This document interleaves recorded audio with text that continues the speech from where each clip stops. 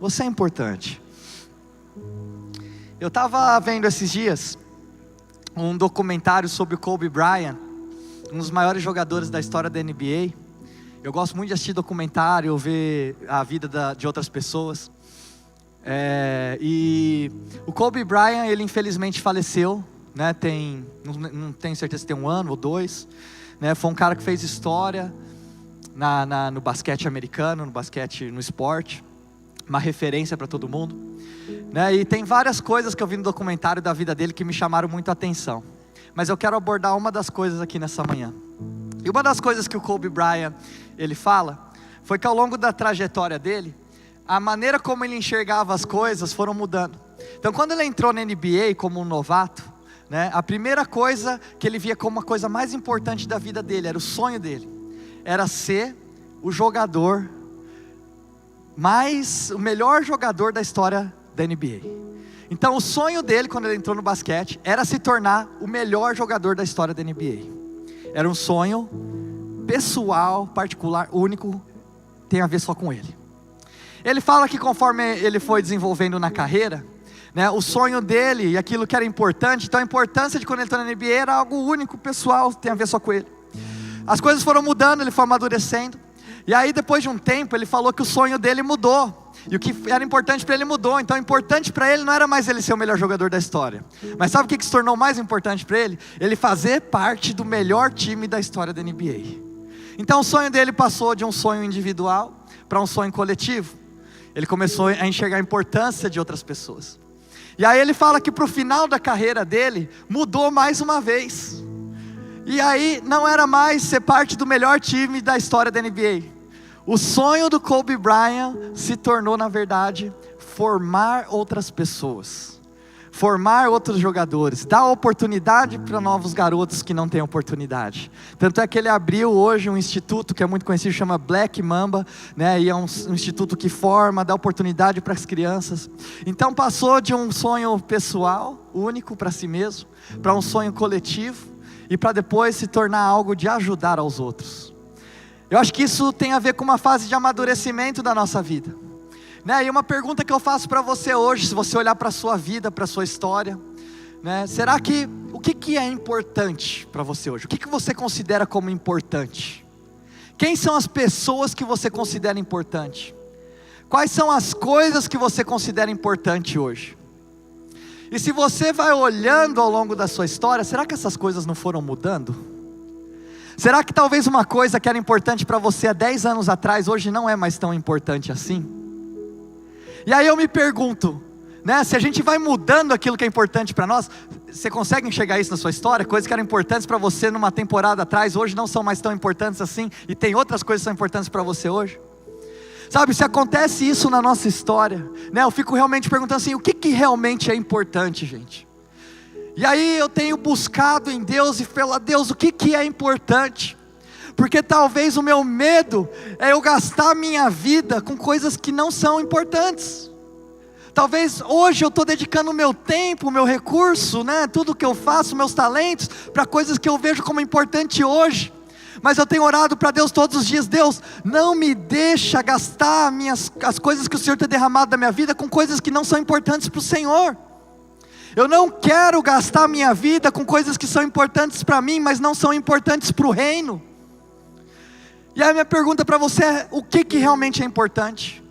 Porque se você começar a analisar a sua história, se você começar a analisar a sua vida, você vai ver que as coisas foram mudando dependendo da estação.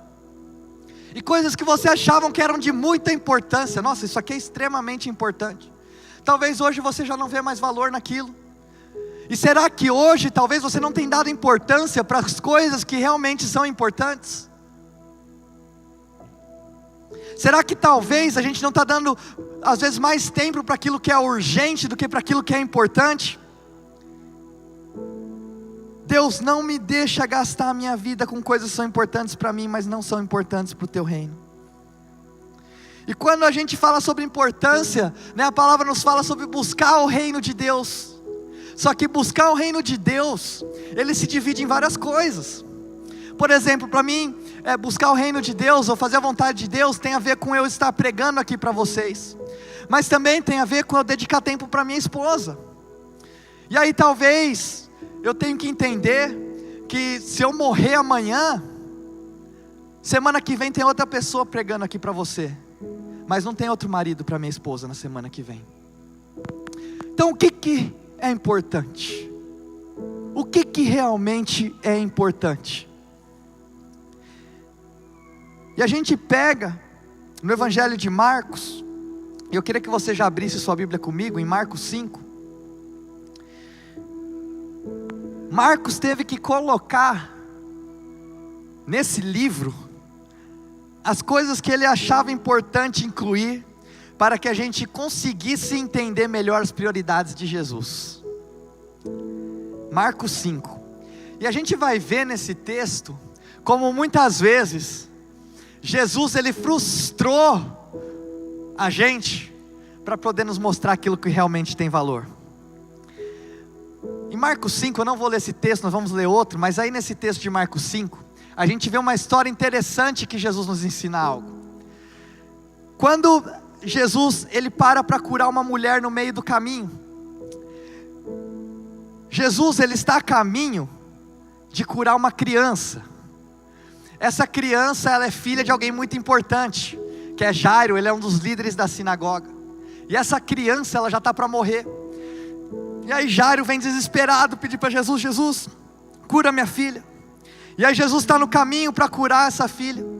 E aí Jesus nos ensina algo sobre aquilo que realmente tem valor. Porque Jesus no meio do caminho para curar essa criança, Jesus ele para curar uma mulher. Aparece uma mulher atrás de Jesus e Jesus cura essa mulher, ele para curar essa mulher.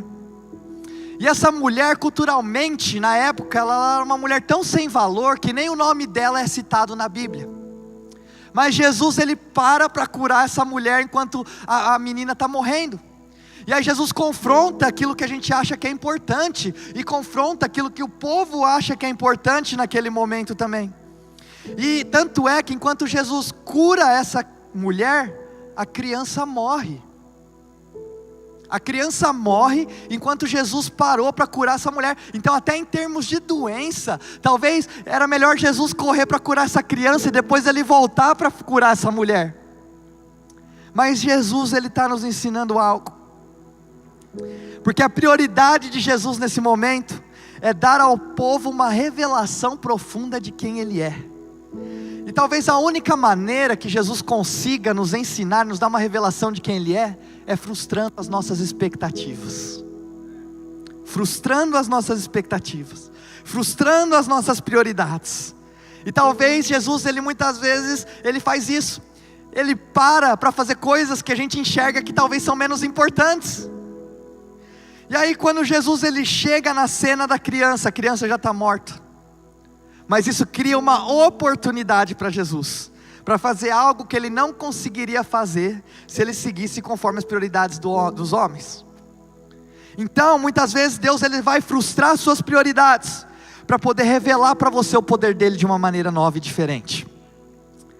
Jesus ele podia só ter curado aquela menina, mas porque Jesus parou para curar uma mulher que aos olhos dos homens era sem valor, Ele pôde mostrar o poder de ressuscitar uma criança, porque nem a morte podia impedi-lo.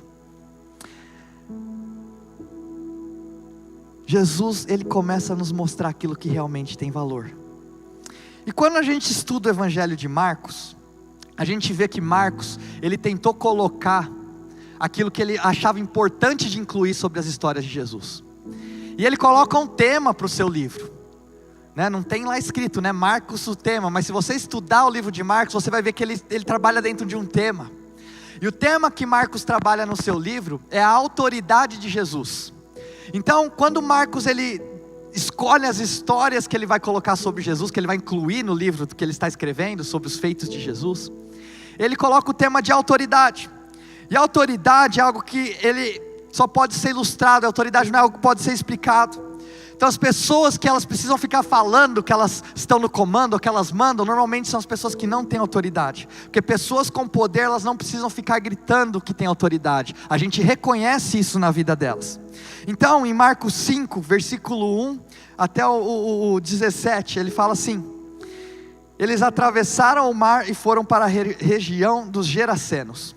Então Jesus desembarcou. Um homem com um espírito imundo veio dos sepulcros ao seu encontro.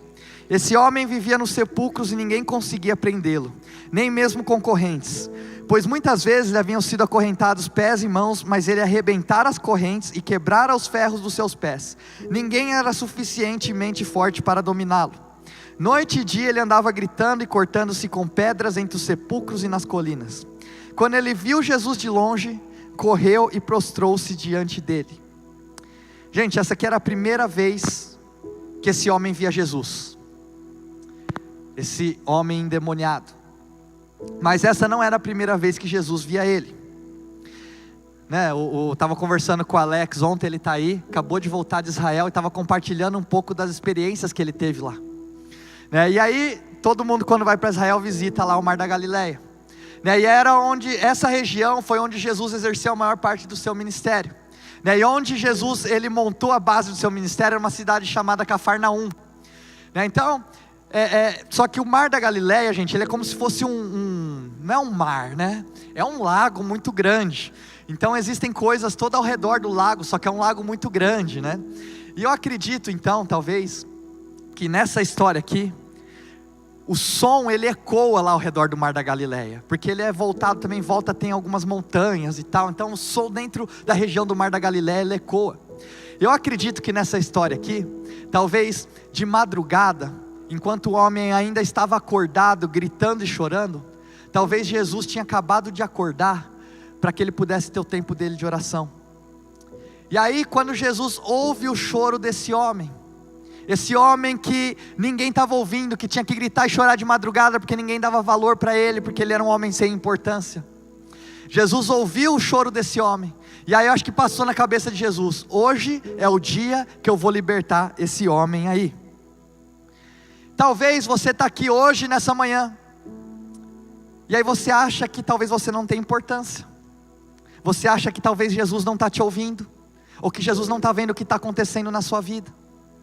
Mas será que talvez hoje não é o dia que Deus ouviu o seu choro, Ele ouviu os seus segredos, Deus tem ouvido os seus desapontamentos, e Ele te trouxe aqui hoje. Talvez hoje é o dia que Ele fala para você, quando você achou que não tinha ninguém te ouvindo, e que você estava sozinho, Ele fala: eu estou te ouvindo, eu estou ouvindo o seu choro de noite, eu estou ouvindo o seu choro da madrugada, eu estou ouvindo o seu choro sozinho. Talvez você tenha se sentido sozinho, você chegou aqui nessa manhã e você tem se sentido sozinho. Mas assim como esse homem, Jesus está falando: você é importante para mim, eu estou ouvindo o seu choro, eu estou ouvindo o seu desapontamento. E aí continuando ele fala, e gritou em alta voz: que queres comigo, Jesus, filho do Deus Altíssimo? Rogo-te por Deus que não me atormentes. Pois Jesus lhe tinha dito: saia desse homem, espírito imundo. Então Jesus lhe perguntou: qual é o seu nome? Meu nome é Legião, respondeu ele, porque somos muitos. E implorava a Jesus com insistência que não os mandasse sair daquela região. Olha só que interessante que acontece agora. Uma grande manada de porcos estava pastando numa colina próxima. Os demônios imploraram a Jesus: manda-nos para os porcos, para que entremos neles. Jesus lhe deu permissão, e os espíritos imundos saíram e entraram nos porcos. A manada de cerca de 2.000 porcos atirou-se precipício abaixo em direção ao mar, nele se afogou. Os que cuidavam dos porcos fugiram e contaram esses fatos nas cidades e nos campos, e o povo foi ver o que tinha acontecido. E olha só o que aconteceu. Quando se aproximaram de Jesus, viram ali o homem que fora possesso da legião de demônios, assentado, vestido em perfeito juízo, e ficaram com medo. Então o povo começou a suplicar o quê? Que Jesus saísse do território deles. O povo começou a suplicar para Jesus sair de lá. Já tinham visto isso antes? O povo estava mandando Jesus embora, gente. Só que para a gente poder entender o que está acontecendo aqui, a gente tem que voltar para Marcos 4. Hoje eu estou lendo bastante a Bíblia aqui, gente, porque se eu falar besteira aqui, pelo menos você sai com a palavra de Deus, né? Isso aí é mais importante. Então, Marcos 4, voltando, rapidinho. Naquele dia ao anoitecer, disse ele aos seus discípulos: vamos atravessar para o outro lado. Deixando a multidão, eles levaram o barco assim como estava. Os outros barcos também o acompanhavam. Levantou-se um forte vendaval e as ondas se lançavam sobre o barco, de forma que esse foi se enchendo de água. Jesus estava na polpa, dormindo com a cabeça sobre um travesseiro. Os discípulos acordaram e clamaram: mestre, não te importa que morramos? Ele se levantou, repreendeu o vento e disse ao mar: aquiete-se e acalme-se. O vento se aquietou e fez-se completa bonança. Jesus então aqui, ele dá uma ordem para os discípulos, né? Porque o que acontece? A gente divide a Bíblia em capítulos, a gente acha que tudo são histórias totalmente diferentes e que elas não se conectam uma com a outra. Aqui esse trecho de Marcos 4, ele acontece um pouco antes de Marcos 5. E aí Jesus então ele dá uma ordem para os discípulos. Os discípulos estão lá fazendo um monte de coisa, curando gente, multiplicando alimento, né? E aí Jesus fala assim: ó, vamos atravessar o lado agora, vamos atravessar para o outro lado. Porque até então eles estavam em Cafarnaum, e esse homem endemoniado, ele estava numa outra região, que era a região dos gentios. E Cafarnaum tem a ver, a tradução de Cafarnaum quer dizer uma cidade de conforto. Então Jesus ele está tirando os discípulos de uma zona de conforto. Jesus ele está saindo da zona de conforto dele também. E ele simplesmente fala para os discípulos: ó, vamos atravessar para o outro lado. E Jesus não explica o que eles vão fazer do outro lado. Jesus só manda eles atravessarem para o outro lado. Sabe, uma coisa que a gente tem que entender aqui, que quando a gente está caminhando num lugar de obediência a Deus, e se a gente entende que Ele tem toda a autoridade, você não precisa saber todos os detalhes para você obedecer aquilo que Deus tem colocado para você. Para a gente viver a vontade de Jesus na nossa vida, a gente não pode querer somente obedecer quando a gente tem todos os detalhes e o plano tudo certo, ou está tudo muito claro. Não, mas quando a gente entende que nós precisamos seguir a vontade de Deus, a vontade de Jesus, a gente entende que Ele tem toda a autoridade, que Ele tem todo o conhecimento, que Ele tem toda a sabedoria. Então você não precisa de todos os detalhes. Quando você ouve uma ordem de Deus, você obedece. Nós temos que estar dispostos a obedecer. Você tem que entender que quando você também for atravessar algo, né, sendo que é a vontade de Deus para a sua vida, você não vai conseguir atravessar sem conflito. E talvez muitos de nós aqui, né, estamos passando por momentos de conflito. E aí você começa a se questionar se esses momentos de conflito e dificuldade, eles estão acontecendo porque você está fora da vontade de Deus. Não é verdade? Quando as coisas começam a dar errado na sua vida, ou quando as coisas começam a dar ruim, a primeira coisa que você pensa é: eu estou fazendo alguma coisa errada, ou estou fora da vontade de Deus, né? Porque se eu estivesse dentro da vontade de Deus, as coisas iam dar certo na minha vida. Se eu estivesse obedecendo a Deus, as coisas estariam dando certo na minha vida, né? Então a primeira coisa que a gente pensa é: a gente está em pecado, ou a gente está fazendo alguma coisa que está fora da vontade de Deus, quando o vento está contra nós. Eu lembro que quando eu estava ouvindo ontem, né, eu fui no churrasco dos homens aqui na igreja, né, que a gente fez um churrasquinho ontem, e aí eu na volta voltei ouvindo um podcast, né, do Denilson Show com o Kaká. E o Kaká estava contando um pouco da história dele, da carreira dele, muito legal, viu gente? Até deixo aí, né, estou fazendo de graça propaganda aqui, vocês podem ouvir depois, muito legal ver a história do Kaká.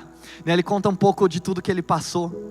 Mas eu lembro que a gente, quando assistia jogo da Copa do Mundo, né, o Kaká comentou um pouco sobre isso, né, as Copas de 2006, 2010, que infelizmente o Brasil perdeu, né, e o Kaká jogava mal e tal, né, e a gente brincava: o Kaká está jogando mal porque ele está em pecado, deve estar fazendo alguma coisa de errado. Não era essa mentalidade que a gente tem, né, a gente fica brincando com isso, mas normalmente a gente pensa que quando as coisas estão dando errado na nossa vida, é porque a gente está desobedecendo a Deus, ou porque a gente está em pecado de alguma maneira. Mas olha, eu vou falar uma coisa para você, gente: tudo que Deus é a favor, o diabo é contra.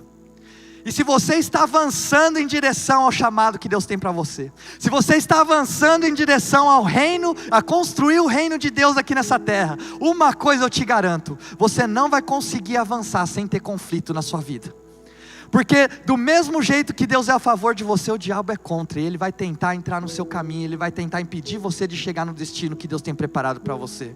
Então muitas vezes, quando a gente está passando por uma situação de conflito, quando o vento e a tempestade estão contra nós, isso não é um sinal de que na verdade nós estamos desobedecendo a Deus, mas muitas vezes a tempestade, ela pode mostrar que nós estamos sim debaixo da obediência de Deus, e aquela tempestade, ela não é na verdade contra a vontade de Deus, mas é algo que o inimigo tem tentado colocar diante de você, para te impedir que você chegue do outro lado.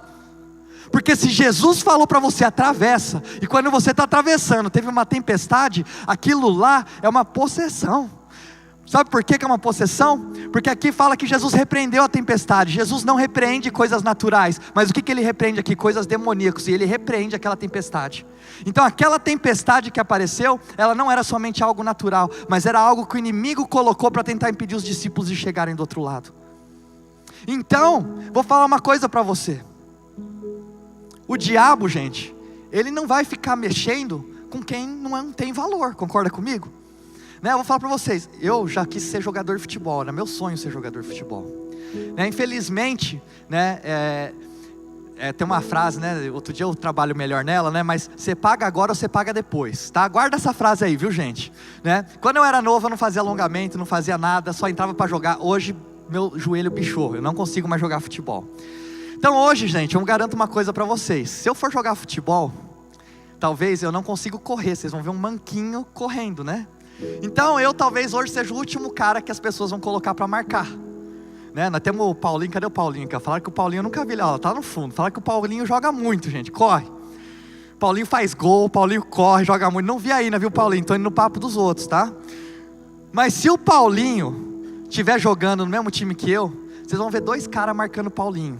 E eu que não estou conseguindo correr, vocês não vão ver ninguém me marcando, gente. Vocês vão ver o pessoal deixando eu pegar a bola toda hora.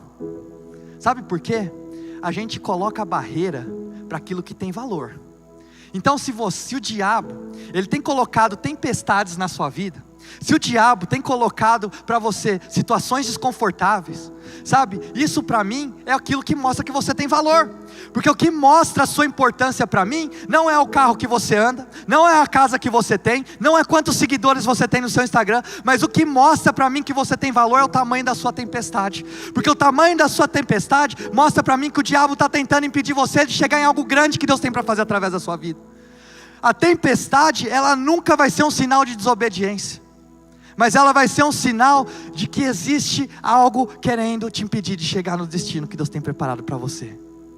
E talvez muitas vezes o que a gente precisa é alguém gritando: ei, vai dar tudo certo.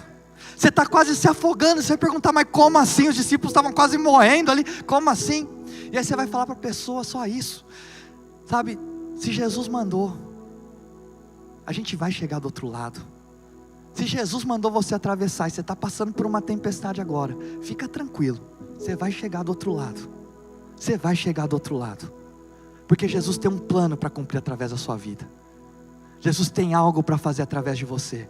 Então os ventos e a tempestade, elas mostram o valor da importância que você tem. Sabe, talvez existem coisas na sua linha geracional que Deus está querendo começar a quebrar através de você.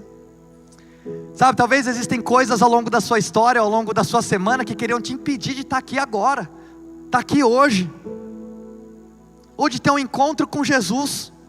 Sabe, mas apesar de todo o vento, apesar de toda a chuva, apesar de todas as ondas, apesar de todos os ataques, você está aqui hoje adorando a Deus, colocando a sua esperança em Deus, porque você é importante, você sobreviveu àquilo que o diabo tentou colocar na sua vida.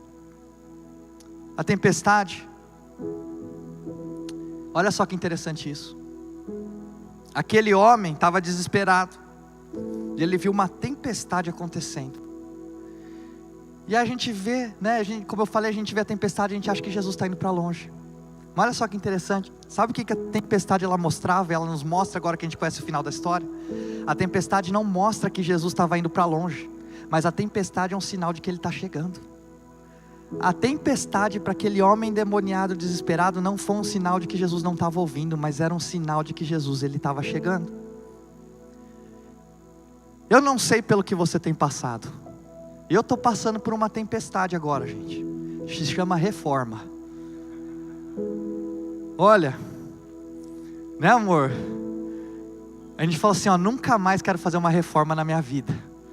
Essa semana, gente, foi tanta coisa que aconteceu. Foi tanta coisa. Sabe, quase deu polícia lá no meu apartamento, gente, de verdade. E eu e minha esposa, a gente não consegue, a gente fala assim, quando é que a gente vai conseguir mudar? Sabe, mas eu tenho certeza que Deus tem algo preparado incrível, sabe, para quando a gente tiver a nossa casa, o nosso apartamento, a gente ter o lugar da nossa família. Sabe, eu não vou deixar as tentativas do inimigo de me desanimar. Sabe, a Nicole até me falou essa semana, falou, o casal que sobrevive a uma reforma é um casal que vai sobreviver para sempre, né? Eu não vou deixar, sabe, essas situações, sabe, essas tempestades, essas dificuldades, essas frustrações, esses desapontamentos, sabe, me impedirem de experimentar a bênção que o Senhor tem preparado para minha casa, para minha família e para o meu casamento. Porque a tempestade, ela não é um sinal de que Deus está longe. A tempestade é um sinal de que Ele está chegando. Você está passando por uma tempestade agora, irmão? Fica tranquilo, Jesus está chegando. Jesus está chegando. Volta os seus olhos para o monte, de onde vem o seu socorro. E você vai ver que depois da nuvem Ele está chegando. E aí Jesus chega, então, para tratar aquele endemoniado, aquele homem que parecia louco aos olhos de todo mundo. E aí quando ele chega, o homem reconhece quem ele é, e Jesus começa então a conversar com ele, e aí começa a conversar com a legião de demônios que está possuindo ele. E aí Jesus pergunta, como é que é o seu nome? Eles falam, legião, porque somos muitos. E aí Jesus começa a conversar, eles já sabem quem Jesus é, eles reconhecem a autoridade de Jesus, e Jesus fala, olha, esse homem ele é importante para mim.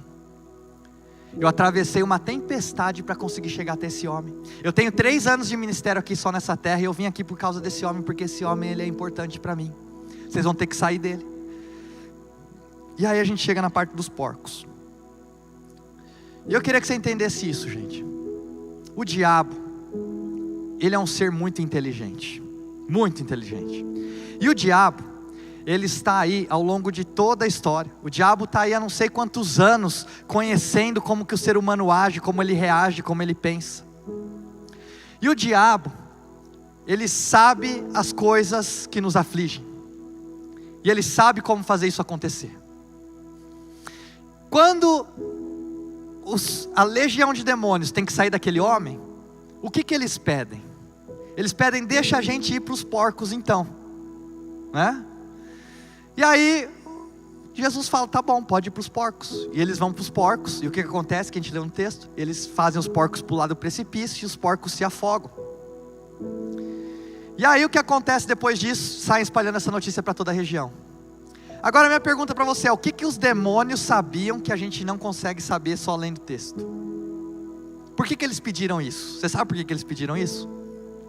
Eles pediram isso porque aquela região era uma região onde a fonte de renda deles estava relacionada aos porcos. Então, porco talvez era aquilo que aquela região mais valorizava. Sabe o que os demônios pediram então? Eles pediram para ir para os porcos, mataram os porcos. E o que aconteceu logo em seguida disso? O povo mandou Jesus embora. Porque o diabo ele te conhece. Sabe o que ele vai fazer? Ele vai atacar aquilo que você mais valoriza. E quando ele começar a atacar aquilo que você mais valoriza, você vai começar a mandar Jesus embora. Se você não tiver o conhecimento de Deus, se você não tiver acesso, se você não tiver devocional no seu dia a dia, se você não tiver relacionamento com Ele. Sabe, talvez muitas vezes, Jesus sabe que você valoriza o que as pessoas pensam de você. E aí, Jesus vai fazer uma pessoa te deixar chateado. E aí quando essa pessoa te deixa chateado, você toma essa amargura no seu coração. E aí você começa a falar mal da igreja, você começa a falar mal das pessoas, você começa a querer ir embora e você começa a afastar Jesus da sua vida. Porque existe amargura no seu coração em relação a coisas que estão acontecendo com você. O inimigo ele sempre vai atacar aquilo que você mais valoriza. O inimigo ele sabe aquilo que te machuca. O inimigo sabe onde estão as suas inseguranças. O inimigo sabe aquilo que te envergonha. Ele sabe aquilo que te deixa com raiva. Então, meu irmão, se você valoriza relacionamentos, ele vai te atacar ali. Se você valoriza dinheiro, o inimigo vai te atacar ali. Se você valoriza status, o inimigo vai te atacar ali. Porque ele conhece as nossas fraquezas. E assim como em Jó, né, que fala assim, eu estou procurando alguém Aí Jesus fala, ataca lá Jó. Aí ele fala assim, Jó é muito fácil ser Jó, porque Jó tem tudo, tem família boa, tem dinheiro, tem tudo. Aí Jesus falou, pode atacar. O diabo começa a afligir tudo que Jó tem. Por quê? Ele não está interessado em atacar aquilo que você tem. O que ele está interessado é de atrapalhar o seu relacionamento com Deus. Quando o inimigo ele te ataca, ele ataca você naquilo que você valoriza, ele está tentando afastar você do seu relacionamento com Deus. O seu relacionamento com Deus é aquilo que para o diabo é aquilo que tem mais valor. E a partir do momento em que ele começa a colocar coisas na sua vida que afetam o seu relacionamento com Deus, a estratégia dele na sua vida está dando certo. Sabe, como está o seu relacionamento com Deus hoje? Como está a sua leitura da palavra hoje? Como está o seu tempo de oração hoje? Mas eu chego muito cansado em casa. Mas eu acabei de ter filho. Mas o meu trabalho está me consumindo muito. Mas eu estou muito estressado. Meu irmão, o inimigo vai atacar aquilo que você mais valoriza, para tentar afetar o seu relacionamento com Deus. Ele quer afastar você do plano que Deus tem para a sua vida. E se você não entender isso, você vai sempre dar uma desculpa, e você vai deixar ele começar a atacar os porcos, sabe? Ao invés dele começar a fazer aquilo que ele tem para você. E olha só o que acontece em seguinte. Marcos 5,18 fala assim: quando Jesus estava entrando no barco, o homem que estivera endemoniado suplicava-lhe que o deixasse ir. Jesus não permitiu. Quando o homem ele foi liberto de tudo, então, a coisa mais fácil que tinha para esse homem era fugir da situação que ele estava. E olha só que interessante, Jesus tinha acabado de chamar os discípulos e falou: vocês têm que largar tudo e me seguir. E aí quando chega com esse homem, Jesus ele ensina algo diferente, porque talvez muitas vezes ele vai nos dar a fé para que a gente vá, mas na maior parte das vezes Jesus ele vai derramar graça para que a gente fique. E ele fala assim: eu mudei você, você vai mudar a sua circunstância. Eu não vou tirar você da situação, mas você vai transformar a sua situação. E aí Jesus fala: eu não vou deixar você comigo, você fica onde você está, porque você é importante para mim, eu tenho um plano para você. Sabe o que acontece, gente? Esse homem, ele se torna o primeiro missionário para os gentios na história da Bíblia. Por quê? Quando a gente está passando por situações difíceis, o mais fácil é a gente fugir. Mas o que Deus está falando para a gente hoje é que Ele também nos dá a graça para ficar. Ele nos dá a graça para a gente transformar a nossa situação. Ele nos dá a graça para a gente transformar o nosso ambiente. E Jesus derrama essa graça sobre você hoje. Talvez o inimigo tenha tentado atacar aquilo que é mais precioso e que tem mais valor para você. E talvez hoje o que está passando na sua cabeça é que você quer fugir. É que você acha que é mais fácil ir para outra situação. Mas o que Jesus está falando para você é que Ele derrama graça sobre a sua vida, sobre a sua casa, sobre a sua família nessa manhã. E muitas vezes Ele sim vai te dar fé para que você tome um passo novo. Mas hoje Ele derrama graça para que a gente, na situação onde a gente está, a gente gere a mudança, a gente gere a transformação. E que Ele comece a usar nossas vidas, na nossa casa, na nossa família, no nosso trabalho, na nossa faculdade, seja onde a gente estiver. Nós somos embaixadores do reino de Deus. Amém? Queria pedir para você ficar de pé no seu lugar.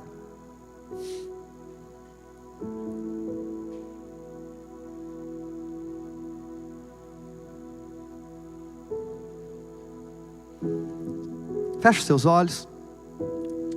Esse homem, ele era tão importante para Jesus, que Jesus atravessou toda uma tempestade para chegar até ele. E Jesus fala para você nessa manhã que você é tão importante, que Ele passou por uma cruz para poder chegar até você. Jesus, Ele te conhece, Ele ouve os seus anseios. Talvez Deus me trouxe essa palavra nessa manhã para falar que Ele tem escutado os desejos do seu coração. Você não está sozinho. Você não está sozinho nos processos de construir o seu sonho. Você não está sozinho no meio da tempestade. Você não está sozinho em meio à dor. Você não está sozinho em meio à angústia, em meio às decisões. Mas Deus, Ele ouve você nessa manhã.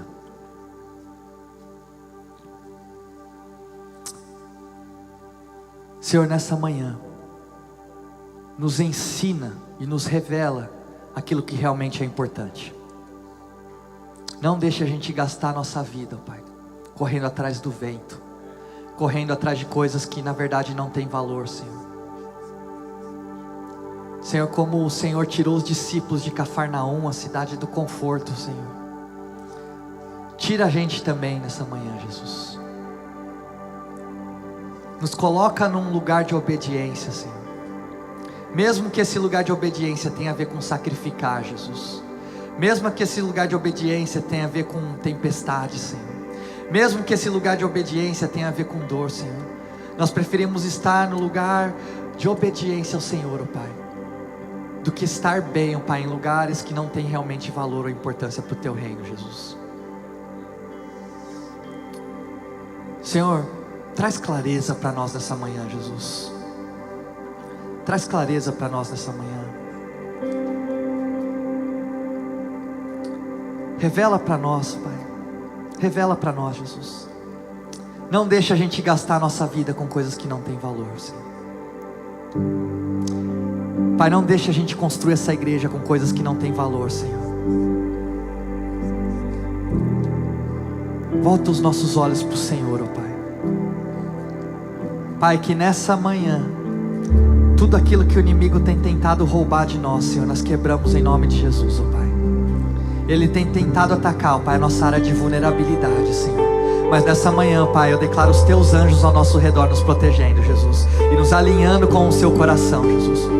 Porque nós sabemos que quando nós estamos em um relacionamento contigo, Pai, quando nós sentimos a Tua presença, Senhor, isso não tem a ver somente com um sentimento, isso não tem a ver com um arrepio, Senhor, mas isso tem a ver com alinhar o nosso coração com o Teu, Pai. Tem a ver com alinhar a nossa visão com a visão do Senhor, ó Pai. Tem a ver, ó Pai, com transformar o nosso caráter e ser mais parecido com Jesus, ó Pai. Pai, nos ensina a gastar e dedicar nossa vida com as coisas que realmente são importantes, ó Pai. Em nome de Jesus, em nome de Jesus, amém. Queria convidar